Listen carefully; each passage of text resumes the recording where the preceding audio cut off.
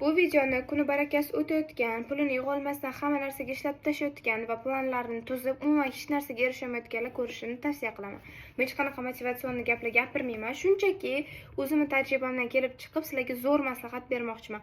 Qo'lingizga bitta shunaqa bloknot yoki daftar olasizlar. 12 varaqli daftar bo'lsa ham umuman farqi yo'q va har bitta oy uchun alohida kategoriyalarga planlar yozib chiqasizlar.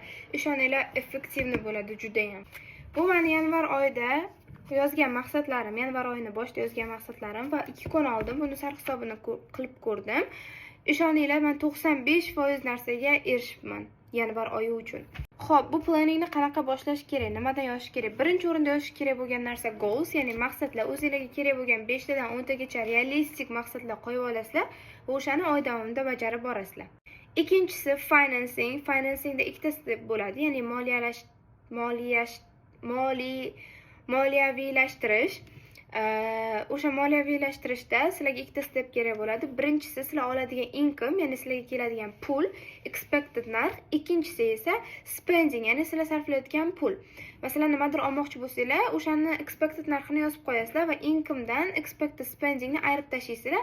Ana o'shanda sizlarga yig'a olishinglar kerak bo'ladigan summa kelib chiqadi va shunga qarab pulinglarni nimaga ishlatishni, qanaqa qilib wise ishlatishni o'rganasizlar. Uchinchi step bu note step. Note stepda siz shunchaki daily habit orttirmoqchisiz. Masalan, vaqtli uxlash, vaqtli turish, uyg'onish, o'sha steplarni yozib chiqasizlar. Va to'rtinchisi, oxirgisi wish list.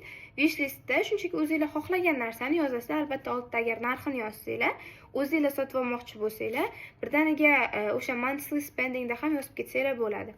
Videoning ikkinchi partida yana ham batafsilroq, ya'ni o'zim ham yanvar oyida nimalar yozganman va qaysilarga erishdim, qanaqa qilib erishganimni aytib chiqaman va ikkinchi partni ko'rish uchun menga obuna bo'lishni unutmanglar. Hammaga paka.